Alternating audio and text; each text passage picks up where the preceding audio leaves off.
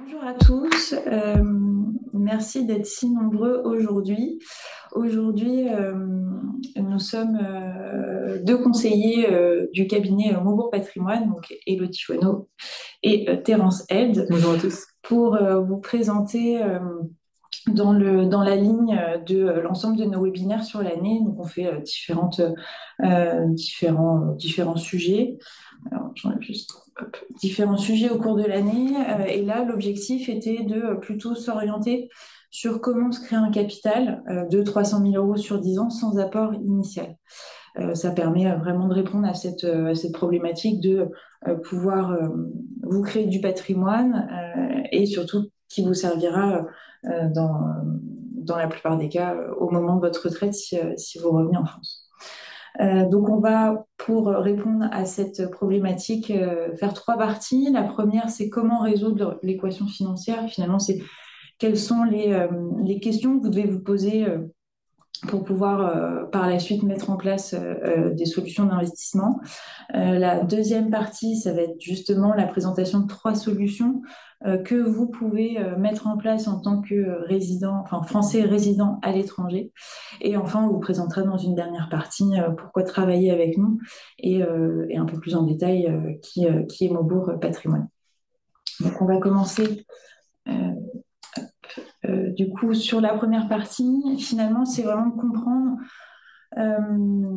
et de mettre en place pour pouvoir simuler comment générer 300 000 euros en 10 ans. Forcément, il faut déjà qu'on se pose la question de l'horizon d'investissement et de l'effort d'épargne. L'horizon d'investissement, c'est sûr que si vous avez 2 ans devant vous ou une quinzaine d'années, la mise en place pour pouvoir créer 300 000 euros de patrimoine, dans cet exemple-là, va être quand même différent. Même si là, dans notre problématique de base, c'est sur 10 ans, c'est pas forcément le cas pour tout le monde. Donc, il y a quand même cet horizon à avoir en tête et voir qu'est-ce qu'il est possible de faire en fonction de votre horizon d'investissement. Dans la logique, et ce qui est assez simple à comprendre, c'est que plus votre horizon de temps est long, plus on va pouvoir se permettre de s'investir sur des choses un peu plus risquées, donc un peu plus dynamiques. Plus on va se rapprocher du terme où vous avez besoin finalement de ce capital, dans une logique, forcément, on sécurise après petit à petit les investissements. Donc ça, c'est la première question à se poser. Ensuite, vous avez l'effort d'épargne. Euh, c'est quels sont vos moyens aujourd'hui? Qu'est-ce que vous allez pouvoir mettre en place pour vous générer ce capital à moyen terme? Est-ce que déjà, est-ce que vous allez pouvoir mettre un capital de départ? Est-ce que vous allez pouvoir investir régulièrement? Et dès lors que vous allez pouvoir investir régulièrement, ça reste assez intéressant pour pouvoir s'exposer sur un marché plus dynamique. Et notamment, souvent, c'est ce qu'on fait même au sein de nos contrats pour nos clients. Dès lors qu'ils arrivent à mettre une épargne régulière, ça permet un peu de lisser en fait les variations de marché et de ne pas subir les à-coups qu'on peut avoir. Et surtout en ce moment où le marché est assez volatile, c'est toujours un dilemme pour nous en tant que conseiller de se dire quand est-ce que on peut investir nos clients. Et surtout là en ce moment, par exemple, le marché est assez cher. Est-ce que aujourd'hui c'est pertinent de mettre 100 000 euros tout de suite sur le marché ou est-ce que c'est bien aussi de pouvoir lisser un petit peu? Bon, du coup, ça c'est des stratégies d'investissement à mettre en place dès lors qu'on veut en plus se mettre sur un marché qui va être dynamique. Et également, le fait d'arriver à mettre régulièrement, finalement, c'est une épargne forcée qu'on arrive à mettre et on n'y pense plus. Donc, il y a ça aussi psychologiquement. Le fait qu'on ait cette épargne qui sort tous les mois, ça permet de ne pas avoir un effort brutal à mettre et de psychologiquement ne plus y penser. Troisième partie, forcément, c'est le rendement. Donc ça reste assez personnel, mais c'est sûr que plus on va viser un rendement haut, avec par exemple 10% par an, forcément on est obligé de prendre un peu plus de risques. Aujourd'hui, les placements sans risque, ça ne va pas dépasser, et on le voit à notre échelle, par exemple avec le livret A, on est à moins de 2% sur des produits euh, un peu plus enfin prudent, mais un peu plus technique, donc notamment le fonds en euros, on peut avoisiner les 3% ou 4% s'il y a des bonus. Donc forcément, on ne va pas être sur des rendements très fort. Donc, ça veut dire qu'il faut prendre du risque. Et après, ça, c'est à vous de jauger un petit peu par rapport à votre profil de risque que vous êtes prêt à supporter en cas de baisse, notamment. Donc, ça, c'est aussi notre rôle en tant que conseiller de prendre l'ensemble de ces hypothèses à mettre en place et après de vous orienter vers la bonne solution pour pouvoir en tout cas y parvenir. Ouais, donc, comme Elodie l'a dit, pour parvenir à un 300 000 euros de capital sur 10 ans, le meilleur moyen, c'est donc l'effort d'épargne mensuel. Et cette slide, je pense que c'est celle qui est la plus représentative pour vous, pour comprendre vraiment ce que ça représente. Et donc, on voit que en fonction des rendements qu'on peut espérer, ça va vraiment dépendre de votre profil de risque et surtout de l'horizon que vous avez devant vous. Donc, pour un rendement espéré de 3% par an, on va surtout investir dans des obligations du fonds en euros qui, là, ces dernières années, a rapporté entre 2 et 3%.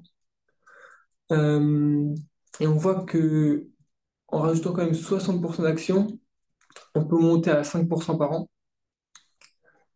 Euh, et donc, pour aller chercher justement 10% par an, euh, ce qui représente un effort mensuel de 1 400 euros beaucoup moins important, là, il faut aller sur historiquement les actions euh, américaines. Donc, les actions américaines, c'est celles qui ont performé le mieux historiquement sur les 10 dernières années. Mais comme Elodie l'a dit, les performances du passé ne préjugent pas des performances futures. Et donc, on ne sait pas si demain, c'est encore les actions américaines qui vont performer le mieux. Quand on regarde l'économie américaine, c'est quand même euh, elle est quand même 3 fois plus importante que l'économie européenne actuellement. Elle est quand même beaucoup plus stable que les pays émergents encore. Euh, mais est-ce que demain, ce sera encore le cas? C'est pour ça qu'il est quand même important justement de se constituer un portefeuille diversifié euh, pour justement limiter le risque. Par exemple, aujourd'hui, les actions américaines, c'est celles qui augmentent le plus. Mais en 2022, c'est celles qui perdent le plus aussi, donc qui font moins 20%.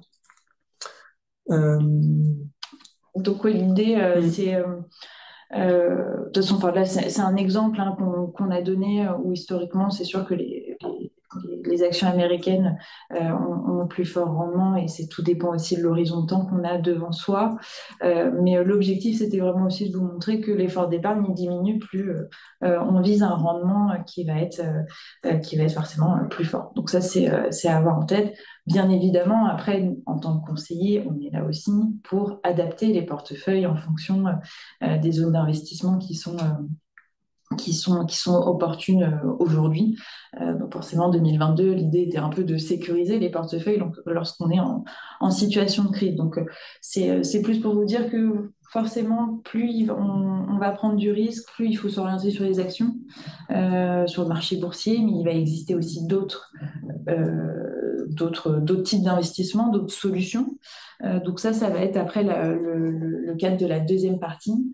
Euh, mais aujourd'hui, ce qui est important, c'est d'abord de vous poser les bonnes questions sur vos objectifs, sur les moyens que vous souhaitez mettre en place pour y arriver, et par la suite, par en tout cas des échanges et par nous, en tout cas en tant que conseiller, c'est d'optimiser et de prendre en compte l'ensemble de vos critères pour vous proposer les meilleures solutions d'investissement qui s'adaptent, qui s'adapteront à votre situation.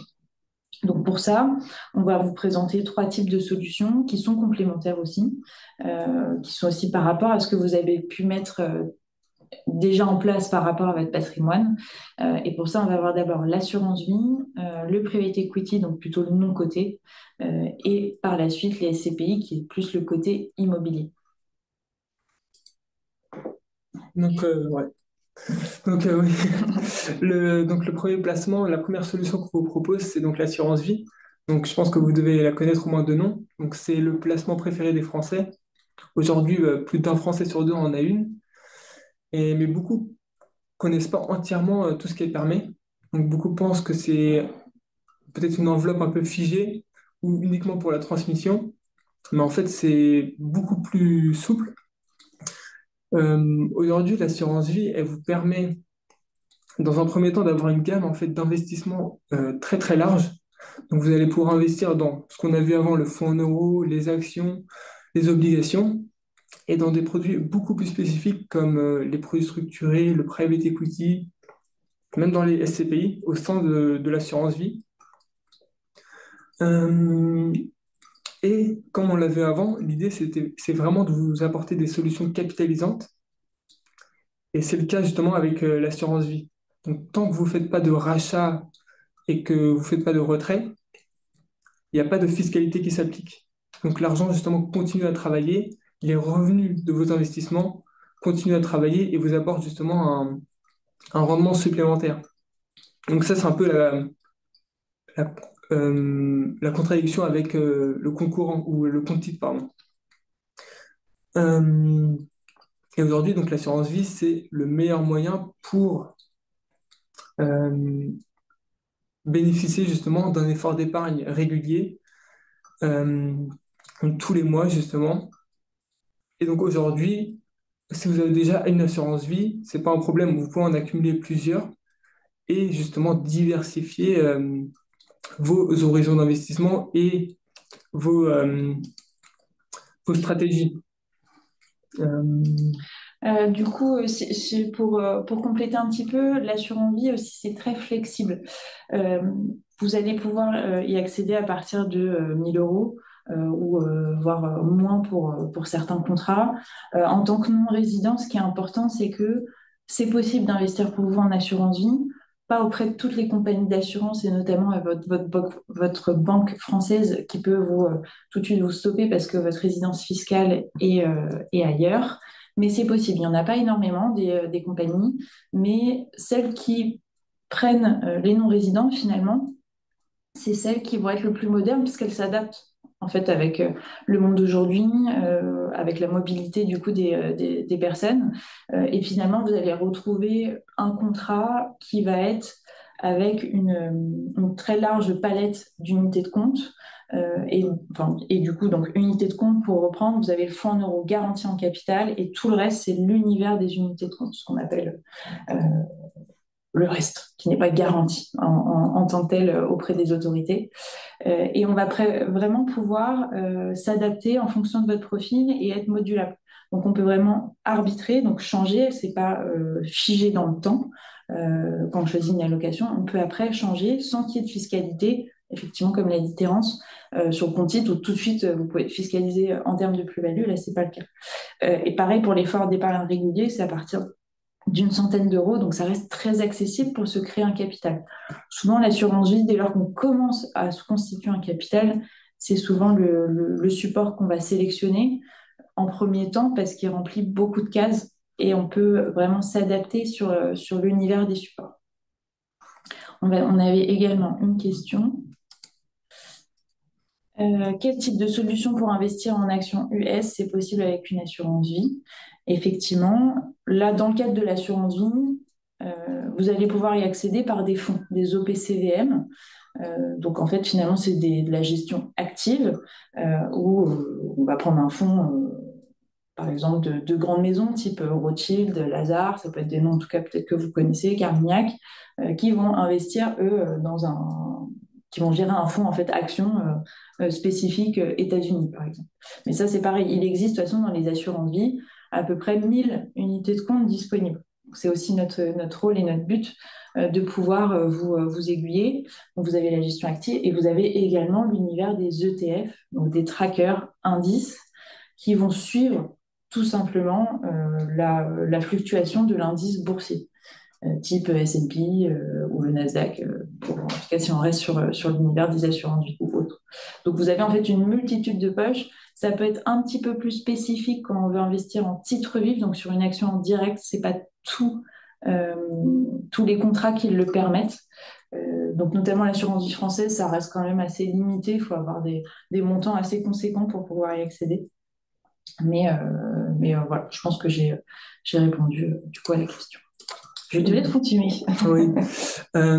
Du coup, on tenait à faire une petite parenthèse sur le contrat luxembourgeois.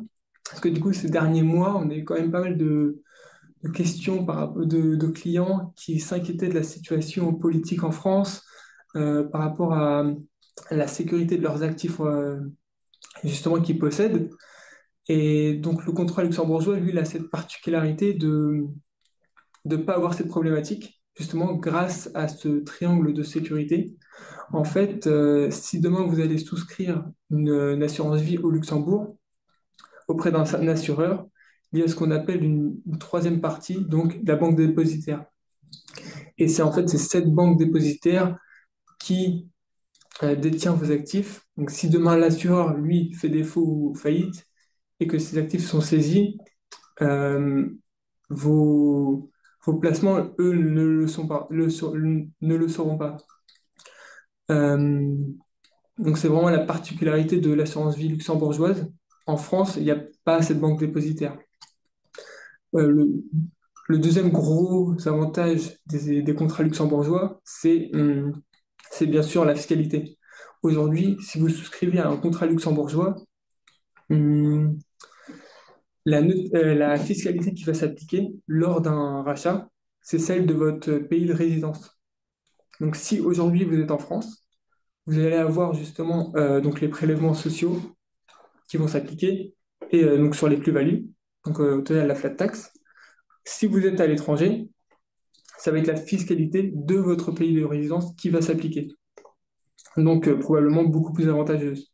C'est aussi le cas pour les transmissions. Lors de la transmission, si lors du décès vous êtes à l'étranger et vos bénéficiaires le sont également, euh, la fiscalité sur la transmission française, qui est assez dure, euh, ne s'appliquera pas. Donc vous y échappez. Donc voilà. Euh, Voilà, je disais une petite parenthèse, parce que bon, le contrat il est accessible que à partir de 125 000 euros. Donc ça ne répond pas entièrement à la question, mais ça pourrait en concerner certains d'entre vous qui pourraient être intéressés. Hum, Et est-ce que... également, du coup, en termes de support, ça fonctionne, on va dire, plutôt par strate au niveau de votre patrimoine financier. Donc là, l'objectif n'est pas de rentrer dans le détail, mais c'est sûr que si vous avez que 100 000 euros, entre guillemets, à investir, faut faire attention parce que c'est peut-être pas forcément le plus pertinent au niveau des contrats luxembourgeois. C'est pour ça que c'est souvent donné dans des exemples un peu élitistes. Parce que c'est vrai que plus vous avez de patrimoine financier, alors hors Luxembourg, hein, c'est vraiment juste quelle est votre déclaration de patrimoine financier. S'il dépasse 1 250 000, vous pouvez prétendre à ce qu'on appelle des fonds d'assurance spécialisés, des FAS, qui vous permettent de loger tout ce que vous voulez dans le contrat. Et qui du coup on répond en fait vraiment à la diversification d'un patrimoine, mais c'est pour ça que ça reste aussi intéressant, mais plus on a de patrimoine financier, plus du coup le contrat luxembourgeois peut avoir du sens. Mais après il y a aussi ces avantages un peu de neutralité fiscale, mais c'est vraiment en cas de rachat, donc faut se poser la question, mais en tout cas ça existe. Et un dernier point aussi, dans un contrat luxembourgeois, si demain vous êtes amené à déménager dans un autre pays, le contrat s'adapte. Donc il s'adapte justement à votre pays de résidence. Euh, voilà, donc on va fermer la petite parenthèse sur le Luxembourg. Et juste après, Et... j'avais Ah oui. juste pour revenir en fait sur la partie transmission, que ce soit son contrat luxembourgeois ou le contrat d'assurance vie, vous avez en fait cette notion de clause bénéficiaire où vous pouvez mettre qui vous voulez en tant que bénéficiaire. C'est pas forcément, ça rentre pas en fait dans l'actif successoral classique à vos héritiers classiques. Donc si, imaginons, vous n'êtes pas marié et que vous souhaitez protéger le conjoint, vous pouvez en tout cas mettre en place ce contrat assurance vie avec votre partenaire qui partage votre vie, ou si vous souhaitez avantager un neveu, des nièces ou cousins ou même des amis, etc. Vous pouvez mettre qui vous voulez. Et ça permet vraiment de sortir du cadre de la succession, surtout si vous revenez en France où effectivement la transmission est assez élevée. La clause bénéficiaire, il faut rappeler qu'en France, vous avez un abattement de 152 500 euros par bénéficiaire. Donc ça remplit vraiment C'est pour ça que c'est un peu un placement incontournable dès lors qu'on veut se créer un patrimoine financier. Autant d'un point de vue souplesse de placement et autant en termes de transmission, on sort de l'actif et vous pouvez donner 152 500 euros à qui vous voulez et par bénéficiaire du moment que vous versez avant vos 70 ans. Donc, ça reste euh, un investissement patrimonial complet à ne pas négliger, en tout cas, si vous souhaitez vous constituer un patrimoine financier dans le temps. Voilà. C'est juste ça que je voulais rappeler. Ouais. Et bah, du coup, pour conclure, est-ce que l'assurance vie répond à notre question? Bah oui, pour le coup, vous allez pouvoir, avec un effort d'épargne mensuel, plus ou moins conséquent, en fonction justement de votre objectif et surtout en fait de votre horizon d'investissement et votre aversion au risque, vous créez un capital plus ou moins élevé en profitant justement de la gamme d'investissement qui est assez large. Voilà, si par exemple, on peut prendre des exemples. Là, l'immobilier ces 3 dernières années était assez bas et il a plutôt dérouillé, oui.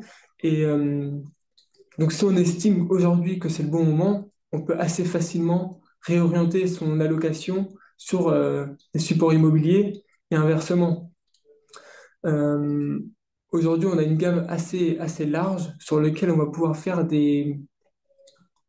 des placements euh, qui sont justement adaptés à la stratégie. Si demain, vous voulez avoir un horizon d'investissement beaucoup plus sécurisé car vous voulez acheter par exemple votre résidence principale dans les 1 ou 2 prochaines années, on va avoir plutôt tendance à sécuriser votre portefeuille via du fonds en euros, des obligations. Et à l'inverse, si vous souhaitez plutôt par exemple préparer les études de vos enfants, euh, votre retraite, là on va avoir du temps devant nous, on va pouvoir aller chercher des supports un peu plus dynamiques et voir ce qu'on avait avant, les 10% sur des indices actions qui, historiquement, sont un peu plus dynamiques, comme les actions américaines ou émergentes. Hum, ça, Et du coup, bah, l'assurance vie luxembourgeoise, alors, c'est pas forcément très ouais. accessible dès le début, mais ça reste possible si en tout cas vous disposez d'un capital de départ important. On va passer sur la deuxième solution qui reste le private equity. Donc pour faire simple, ce private equity, ça veut dire d'investir en non coté. Donc on sort du domaine de la bourse et là on s'oriente vraiment sur des actifs qui vont pas subir finalement les à-coups qu'on peut avoir sur le marché. Ça englobe pas mal de secteurs. Vous pouvez avoir des investissements en non coté sur de la dette privée, sur de l'infrastructure, sur du coup du private equity primaire, secondaire. Il y a pas mal de choses et de stratégies d'investissement différentes. C'est pas forcément le but de rentrer dans le détail, mais c'est déjà que vous ayez une vision que c'est du non coté. Ensuite, vous allez avoir différentes structures de fonds. On retrouve dans la plupart des cas des investissements qui sont à partir de 100 000 euros, mais qui ne vont pas être appelés tout de suite. Vu qu'on est en fait sur des stratégies non cotées, les sociétés de gestion, elles vont récupérer les fonds et ensuite les investir soit sur des fonds institutionnels, soit directement dans des entreprises non cotées en fonction de leurs besoins, de leur stratégie ou de leurs objectifs. Donc tout ça, ça demande du temps c'est pas comme en bourse où tout de suite on s'investit et on essaye de voir où tout de suite est l'opportunité.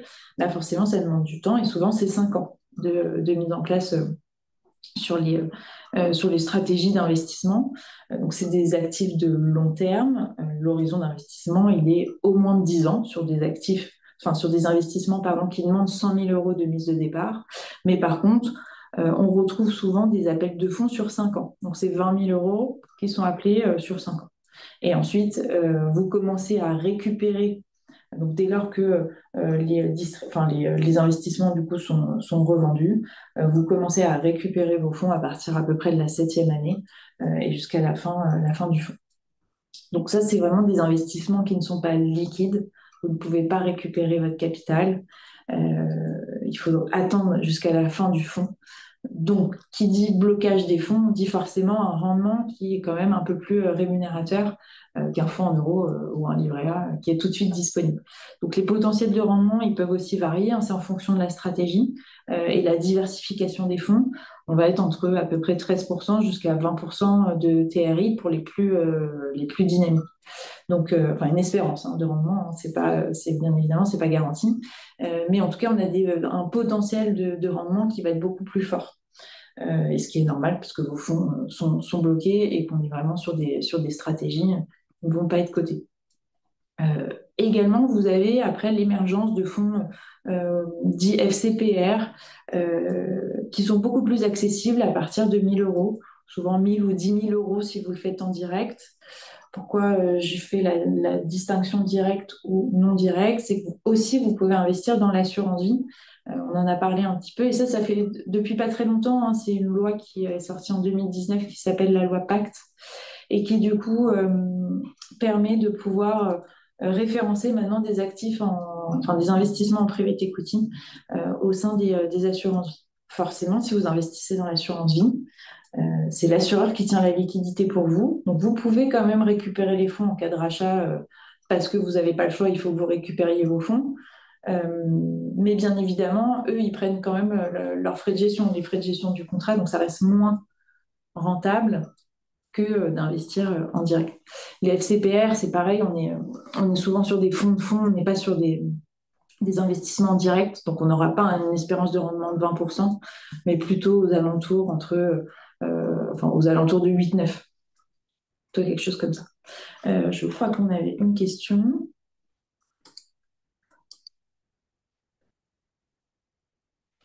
Les fonds Evergreen ne permettent pas une liquidité accrue à la sortie et à l'entrée. Du coup, vous faites le lien avec ma slide d'après, donc c'est parfait.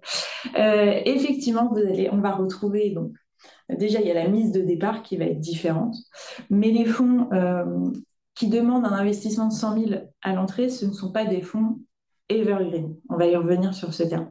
C'est que des fonds qui sont fermés. Evergreen, ça veut dire fonds ouverts. Donc, c'est des fonds qu'on va retrouver en fait dans l'assurance vie aussi. Et c'est des fonds qui n'ont pas de date de fin. Donc, finalement, c'est un fonds qui est géré par une équipe, enfin une société de gestion de private equity connue, et qui, dès lors qu'ils font des investissements et qui perçoivent la distribution, par rapport à un fonds fermé où c'est vous qui percevez la distribution directement sur votre compte, les fonds ouverts, du coup, ils capitalisent en fait dans leurs fonds et ils réinvestissent après dans d'autres projets.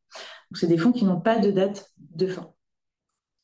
Donc, vous pouvez en sortir et entrer quand vous voulez, effectivement. Mais par contre, quand vous rentrez dedans, souvent, on vous demande de les conserver pendant 5 ans. Sinon, vous pouvez avoir une pénalité. Alors, c'est toujours possible de sortir, mais vous pouvez quand même avoir une pénalité sur votre investissement. De toute façon, quand on s'investit quand même sur du non-coté, c'est pas pour jouer sur quelques mois, hein. C'est des investissements et c'est comme l'immobilier qu'on verra après. C'est des investissements qui sont de long terme. Là, c'est pour vous montrer différentes stratégies, mais le but n'est pas d'y rester 1 an, hein. Ça n'a pas de sens quand même sur ce type d'actifs. C'est des placements long terme. Donc c'est tout à fait possible, mais il y a quand même des pénalités, parce que pour eux, pour gérer quand même ça, pour gérer les flux, ça reste quand même assez compliqué si tout le monde rentre et sort quand il veut. Donc ça, c'est sur la partie fonds Evergreen. Ensuite, dans les contrats d'assurance vie, donc vous pouvez trouver des fonds Evergreen ou des fonds fermés qui sont aussi accessibles, hein. C'est juste que, comme je vous disais, le rendement peut être un peu moins élevé parce que ça va être des véhicules qui vont participer sur des fonds qui sont éligibles à 100 000 euros, notamment, et qui, du coup, ils prennent quand même quelques frais. Il ne faut pas s'attendre, comme je disais, à des TRI à plus de 10%, non. Mais en tout cas, ça reste possible d'investir dans les contrats d'assurance vie, surtout si on n'a pas 100 000 euros à mettre sur 5 ans. Ça reste quand même assez intéressant, et de garder cette souplesse et toujours cette disponibilité en cas de coup dur. Ça reste en tout cas une classe d'actifs qui, dans le temps, et notamment par exemple 2022, qui n'a pas subi de baisse. Donc ça permet d'avoir un actif de diversification qui est rentable dans le temps et qui passe un petit peu toutes les phases de forte volatilité qu'on a pu connaître en tout cas en bourse. Enfin, il y a un dernier mécanisme, mais ça, c'est passé assez rapidement. Mais si vous êtes dans plutôt l'optique d'investir 100 000 euros, il existe un mécanisme de réinvestissement qui est mis en place par certaines sociétés de gestion qui, automatiquement, quand vous recevez les distributions, les réinvestissent en fait dans un nouveau millésime. Et du coup, vu que vous mettez en fait 20 000 euros pendant 5 ans, vous commencez à percevoir les distributions et du coup de réinvestir dans un nouveau millésime pour éviter que vous mettiez à chaque fois ces 20 000 euros tous les ans.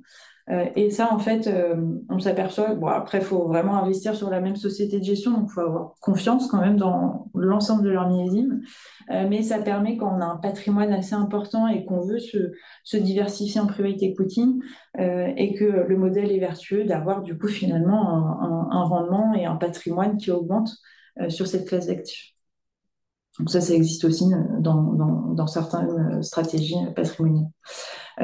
Ensuite, on voulait du coup vous montrer que historiquement, vu qu'on ne subit pas les fortes baisses des marchés que peuvent connaître du coup les bourses mondiales, bah forcément, il y a une performance historique qui va être supérieure au marché coté. Donc, on le voit sur le graphique, hein, ça reste, que ce soit sur 10, 15 ou 20 ans, ça reste quand même plus rémunérateur. Pourquoi est-ce que on est un peu dans cette surperformance? D'une part, bon, c'est la durée de l'investissement, hein. Forcément, on est sur des choses qui sont bloquées et des choses qui sont sur du long terme. Il y a surtout en fait un alignement des intérêts, c'est-à-dire que la société de gestion, la direction qui est en place au sein des entreprises et les investisseurs, tous sont alignés sur le fait qu'il faut qu'ils génèrent de la performance. Notamment les directions d'entreprise ont ce qu'on appelle des management packages, donc c'est-à-dire des, euh,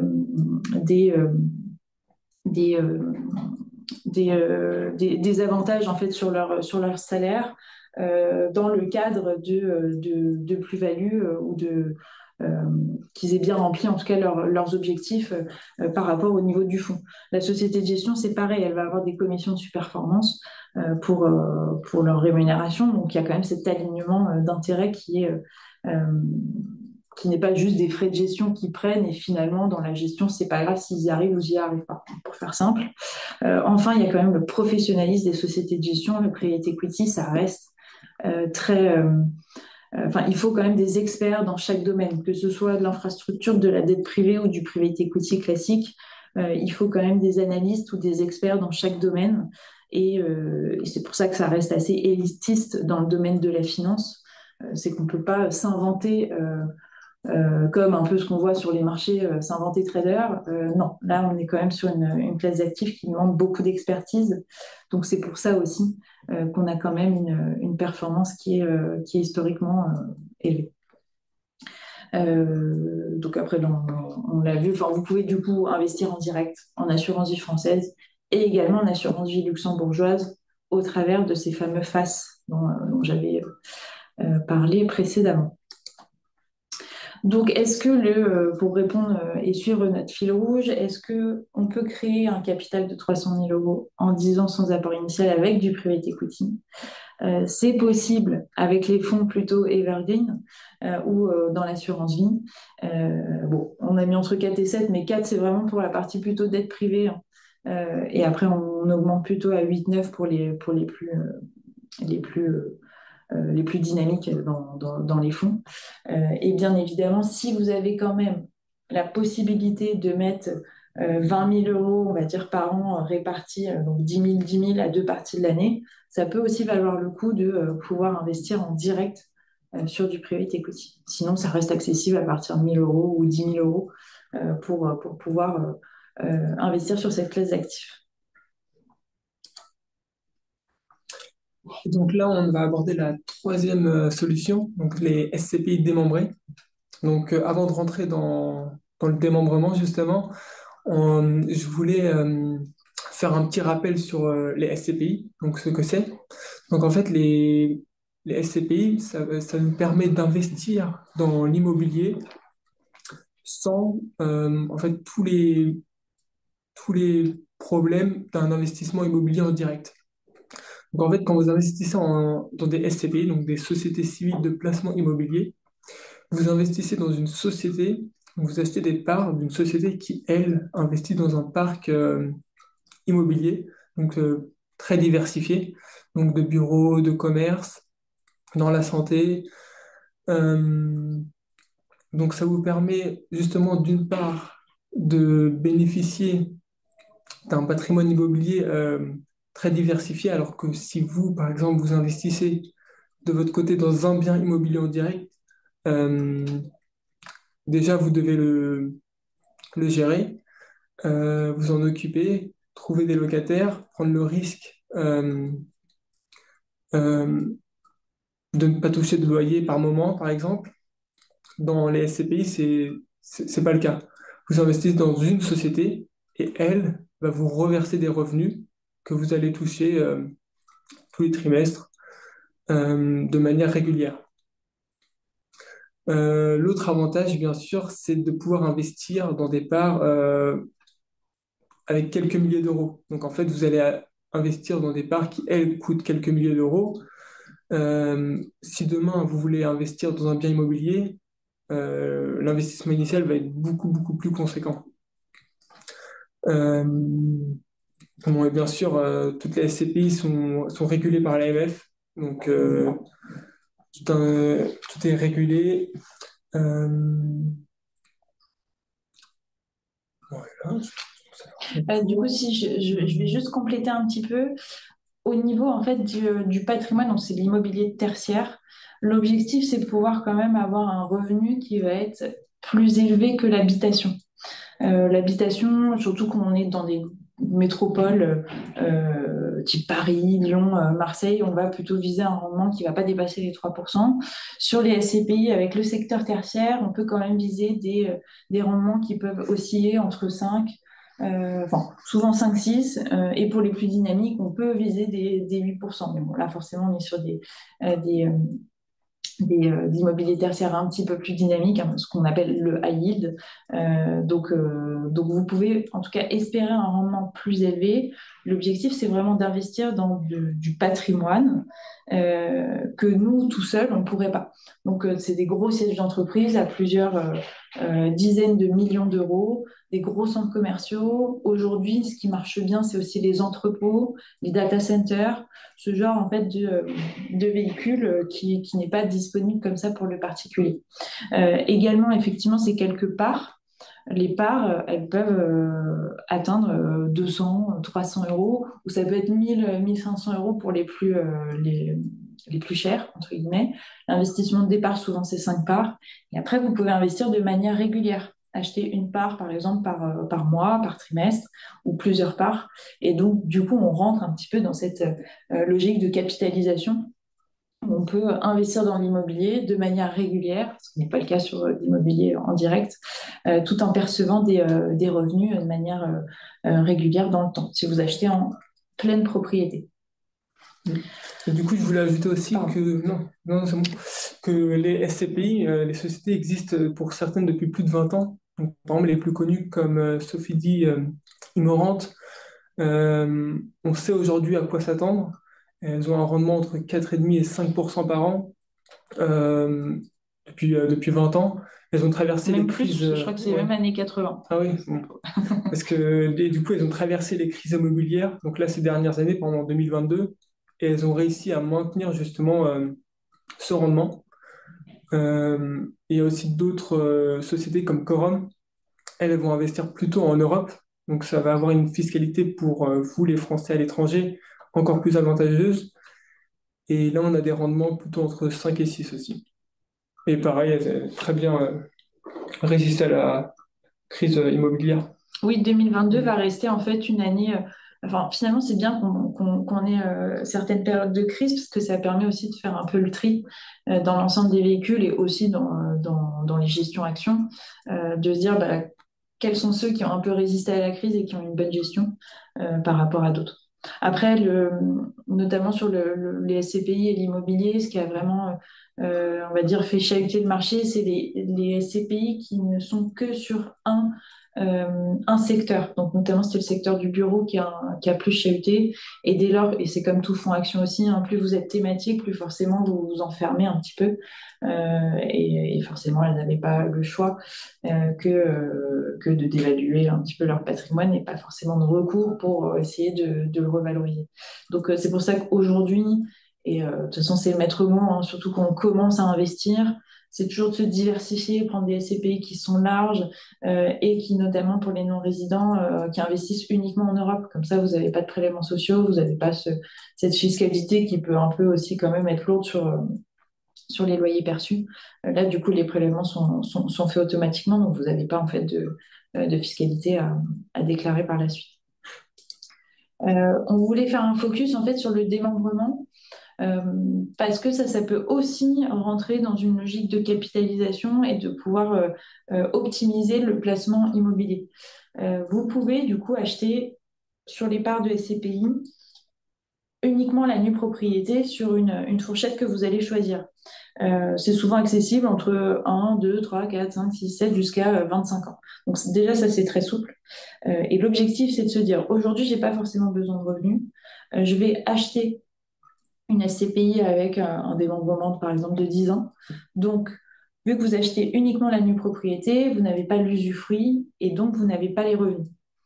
Donc, l'objectif, c'est de se dire, si je renonce aux revenus, c'est d'avoir un prix de ma part qui soit décoté. Donc, souvent, on achète avec un prix à moins 30, voire moins 40%. Et ça, tout de suite, ça reste très vertueux dans le fait qu'au bout de 10 ans, automatiquement, vous récupérez la pleine propriété. Dans la logique, sur 10 ans, votre patrimoine, en plus, il évolue. Le prix de la part, il reste pas fixe, hein. S'il est à 100 aujourd'hui, dans 10 ans, il peut être à 110, 120. Ça dépend de la portée de l'évaluation du patrimoine de la SCPI. Et donc, du coup, vous avez ce double effet où vous récupérez la pleine propriété sans aucun droit à payer, quoi que ce soit, et en plus avec peut-être un gain du fait de la revalorisation. Et après, vous commencez à percevoir vos loyers pendant la période. Donc, si on revient un peu sur le fait de la capitalisation, rien n'empêche de acheter, par exemple, si on est dans cet objectif de 10 ans, de se dire, bah, j'achète mes parts avec un démembrement de 10 ans, l'année prochaine, j'achète avec un démembrement de 9 ans, 8 ans, 7 ans, 6 ans, etc., au fur et à mesure qu'on s'approche du besoin de revenus qui va s'adapter, enfin, à cette classe d'actifs où vous percevez des loyers. Donc ça peut tout à fait être flexible. Et c'est surtout du fait que si l'objectif, c'est vraiment de capitaliser, donc dans la logique, vous n'avez pas besoin de revenus, ça peut être tout à fait pertinent d'acheter des parts de SCPI de manière démembrée.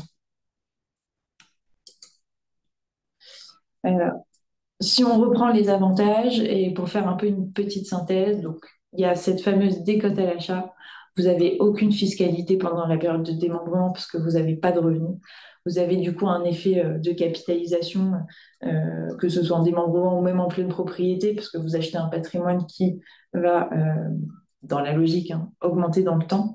Et c'est un outil idéal pour les Français qui sont à l'étranger, euh, parce que ça vous permet d'investir dans l'immobilier de manière très accessible, tout aussi en réfléchissant à ce besoin de revenus complémentaires si vous revenez en France. Et aussi en termes de transmission, ça reste en tout cas de l'immobilier physique, hein, en tant que tel. Si je reprends sur le début, donc vous achetez la société de gestion, elle achète un patrimoine immobilier. Et en plus, la SCPI A, B, C, les trois SCPI, elles n'auront pas le même patrimoine. C'est pas comme les fonds boursiers où un fonds action US américain, on va retrouver quand même les mêmes actions à l'intérieur. Donc, c'est aussi pertinent quand on veut développer un petit peu ce patrimoine et le diversifier et qu'on veut rester dans l'immobilier, d'acheter plusieurs parts de SCPI de différentes sociétés de gestion, ça a aussi tout à fait du sens pour diversifier son patrimoine et avoir en tout cas euh, un patrimoine physique dans la pierre qui peut correspondre à certains objectifs de personnes qui sont un peu plus prudentes Là, on ne va pas spéculer, hein, on ne va pas être sur le marché boursier avec un rendement qui reste quand même intéressant parce que 5%, ça reste, enfin, ça commence en tout cas à être assez intéressant pour du prudent. Il me semble qu'on a une question. Un enregistrement sera-t-il possible à la suite de la conférence? Ça veut dire qu'on commence à être trop long, mais on a bientôt fini. Oui, on va renvoyer un replay, il n'y a pas de problème. Vous inquiétez pas si vous avez besoin de partir. Ne vous inquiétez pas. De toute façon, c'est la synthèse de la troisième solution. C'est tout à fait possible de se créer un patrimoine avec des SCPI, qu'elles soient démembrées ou non. Vu que c'est très accessible, ça reste en tout cas, et ça vient en complémentarité, hein, toutes les solutions qu'on a évoquées. Ça permet vraiment de diversifier son patrimoine. Nous, en tant que conseiller, c'est très important de bien répartir son patrimoine. Et du coup, les SCPI ont tout à fait leur place. Il faut juste bien les sélectionner, prendre quand même l'historique parce qu'on reste sur du patrimoine immobilier. Donc, même si la société, elle vend un actif, ça se fait pas comme ça non plus tous les mois. Là, l'historique a quand même son sens. Et d'avoir aussi le montant qu'elle gère aussi à l'intérieur. Donc, c'est bien de s'orienter quand même sur les pionnières, même s'il y a beaucoup de SCPI qui sont sortis aujourd'hui. Ça reste important de sélectionner quand même les leaders dans ce domaine. Voilà du coup pour la présentation des trois solutions. Très rapidement, on voulait vous dire qui était et qu'est-ce qu'on faisait au sein du cabinet Maubourg Patrimoine. C'est un cabinet qui existe depuis une quarantaine d'années, donc Terence et moi, on n'est pas là depuis 40 ans, mais ce qu'on aime bien, c'est que c'est un cabinet qui est indépendant et du fait de son historique, va pouvoir travailler avec l'ensemble des acteurs dans la gestion de patrimoine. Donc ça, c'est intéressant pour nous parce qu'on va vraiment pouvoir, que ce soit du coup pour les non-résidents qui ont des besoins spécifiques, de pouvoir bien cibler les solutions qui vous correspondent, et même pour les Français qui ont accès du coup à une palette un peu plus large, de vraiment pouvoir cibler en fonction de leur objectif quel est le meilleur partenaire, la meilleure solution, et pouvoir les accompagner dans le temps. Donc aujourd'hui, on a à peu près 2000 clients et 300 000 euros. 300 000. Non, 300 000, on n'irait pas très loin. 300 millions d'euros d'encours d'actifs sous gestion. Donc, on est à taille humaine, on est une équipe à peu près de 12 personnes. On n'a pas la vocation non plus de grossir plus ou de faire rentrer un fonds. Ça reste quand même assez important parce qu'on perd un petit peu son indépendance, dans le temps en tout cas. Donc, c'est pas la volonté de grossir plus, mais en tout cas de rester. On est un cabinet moyen, on n'est pas dans les plus gros, mais pas dans les plus petits non plus, comme dirait notre directeur. Pour ma part, ça fait à peu près presque 15 ans que je travaille dans le domaine de la gestion de patrimoine. J'ai travaillé autant en banque privée à mes débuts chez BNP Paribas. J'ai vu assez rapidement les limites du modèle. Du coup, je suis retournée un petit peu dans le côté indépendant où j'avais déjà fait mes stages et mes expériences. J'ai ensuite monté un cabinet pendant 5 ans et j'ai eu après l'occasion de rejoindre du coup Maubourg Patrimoine en remplaçant une personne qui partait en retraite et du coup j'ai ramené avec moi mes clients. Voilà pour ma part. De mon côté, je sors du coup d'école de commerce Neoma. Avant cela, j'ai fait donc 1 an dans une banque, un autre cabinet de gestion de patrimoine. Et donc, je suis arrivé au cabinet en début d'année. Je suis également en charge justement de la gestion d'actifs, donc de l'allocation des fonds qu'on va mettre dans nos portefeuilles. Donc aujourd'hui, comme Elodie l'a dit, on a 300 millions environ d'actifs sous gestion. Donc ce sont des... Et donc sur cette partie, on a à peu près 25 à 30 millions d'actifs qu'on gère justement pour nos clients, donc qui sont vraiment sous mandat. C'est-à-dire qu'on passe les arbitrages euh, pour nos clients. Euh, et sinon, pour revenir sur un point, donc le cabinet existe depuis 40 ans, mais et donc nous, pour notre métier, l'idée c'est vraiment de vous accompagner sur le long terme. Donc on n'est pas là pour faire une opération et disparaître, pas de vous faire souscrire à du private equity, L'idée, c'est vraiment de vous accompagner sur le long terme, de vous accompagner sur vos projets tout au long de votre vie, justement. Par exemple, on a des collègues qui connaissent des clients depuis plus de 20 ans. Voilà. Donc, Et du coup, c'est vrai qu'on n'a pas abordé cette partie, mais en assurance vie, vous pouvez tout à fait soit être en gestion libre, c'est vous qui gardez la main de la prise de la décision, et vous pouvez avoir accès aussi à des gestions profilées ou gestions sous mandat, que ce soit par notre intermédiaire ou des gestions sous mandat qui sont proposées par les compagnies d'assurance, si vous voulez vous délester un petit peu de cette partie.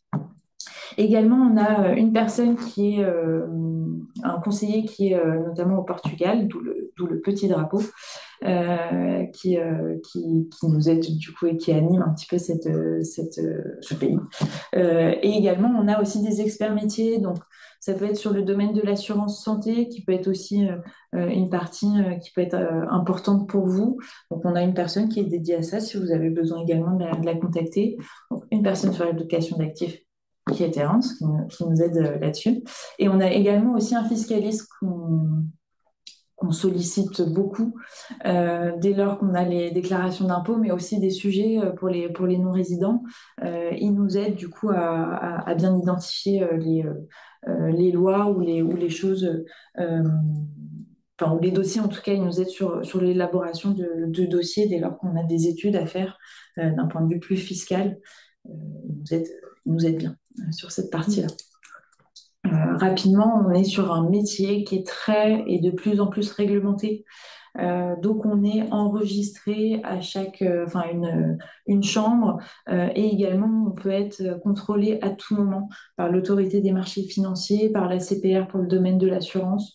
On a une accréditation par domaine d'investissement, donc que ce soit investissement financier, on est enregistré à l'ORIAS et on doit faire aussi des heures de formation. L'immobilier, on a ce qu'on appelle une carte T pour pouvoir en commercialiser. Et on a aussi au-delà des SCPI, on peut aussi commercialiser de l'immobilier. Alors pas ancien, parce qu'on n'a pas le temps de tout faire et de remplacer un agent immobilier, mais dès lors que ce soit de la nue propriété en direct, que ce soit de l'immobilier, dès lors qu'il y a un intermédiaire, donc les lois un peu qui ont existé dans le temps, type Pinel, Cellier, etc. On est en tout cas à même de pouvoir vous aider là-dedans s'il y a une problématique là-dessus. Donc la protection, je l'ai abordée. Pareil, c'est du domaine de l'assurance, hein, donc on est aussi enregistré à l'ORIAS pour cette partie-là et on peut être contrôlé par la CPR. Enfin, pour la partie conseil et crédit, on peut monter des crédits, mais c'est vraiment à la marge dès lors que c'est des problématiques assez spécifiques. Sinon, on va travailler, et c'est pareil, on est aussi contrôlé, on peut être contrôlé en tout cas par l'AMF là-dessus. Sinon, on va passer par des courtiers qui peuvent également vous aider en tant que non-résident. Bien évidemment, elle ne va pas faire de miracle parce qu'il faut respecter les lois des banques. Mais si vous avez quand même un projet immobilier, vous rencontrez des difficultés, que vous ne savez pas forcément les critères qu'il faut, etc. N'hésitez pas à nous solliciter. On peut en tout cas vous donner les pistes et est-ce que c'est possible, pas possible et dans quel cas ça pourrait être possible. Mais en tout cas, c'est pas impossible. C'est ça qu'il faut retenir. Enfin, on fait aussi du conseil, donc de l'accompagnement patrimonial. Ça peut être sous forme de lettre de mission. Et là, du coup, on va être c'est vraiment quand on nous demande en tout cas une grosse étude, on va du coup dire ok, ben, on peut la faire sous un mois, 2 mois, et du coup là forcément on peut être amené à prendre des honoraires. Mais sinon, dans tous les cas, on est rémunéré par nos partenaires. De toute façon, est transparent, donc il n'y a pas de frais qui peuvent comme ça venir de nulle part. Donc la plupart des cas, on est directement rémunéré par eux, que ce soit au niveau des assurances vie, SCPI, Private Equity. C'est vraiment dès lors qu'il y a une étude derrière qu'on peut prendre des honoraires ou des frais en plus, mais on reste toujours de manière de travailler en bonne intelligence. Voilà, du coup, on a terminé. Où nous rencontrer, oui, on a aussi différentes cellules. Enfin, le cabinet de là où on vous parle, il est à Paris, il est sur cette photo, c'est au premier étage, c'est avenue de la Grande Armée. On a aussi un bureau à Valence, une antenne à Nice. Euh, Pourquoi nous choisir? De toute façon, j'y avais un petit peu répondu, mais l'idée, c'est vraiment de l'indépendance. Et ça, je pense que c'est primordial aujourd'hui, c'est pouvoir vraiment s'adapter par rapport à ce que vous souhaitez et de vous dire ce qu'il est possible de faire ou non, et d'avoir un accompagnement sur mesure. Ça, c'est important, pas avoir un conseiller qui change tous les 4 matins, qui peut être très pénible et du coup dans le suivi. Et l'objectif de Maubourg, c'est que là, les conseillers qui sont en place, et si je remplace une personne qui est partie en retraite, c'est vraiment pour lui dire que le but est quand même de rester ici le plus longtemps possible, en tout cas d'accompagner mes clients sur du long terme, ça c'est très important. On vous laisse du coup aussi le mail. Si vous souhaitez avoir un rendez-vous un peu plus personnalisé, n'hésitez pas. Les questions, du coup, on y a répondu en cours de route. Donc, si on n'a pas plus, ou de toute façon, n'hésitez pas à noter l'adresse mail, on pourra y répondre. Auprès des questions, n'hésitez pas. Et du coup, on vous dit à très bientôt pour les prochaines sessions qui vont se dérouler. Je crois qu'il y en a une au mois de novembre Ouais. et une au mois de décembre. Donc, n'hésitez pas à vous y connecter, enfin à vous y inscrire par la suite. Je crois qu'il n'y a plus de questions, donc on va arrêter. Merci beaucoup, Merci beaucoup. à bientôt et bonne journée. soirée. Au revoir. Au revoir.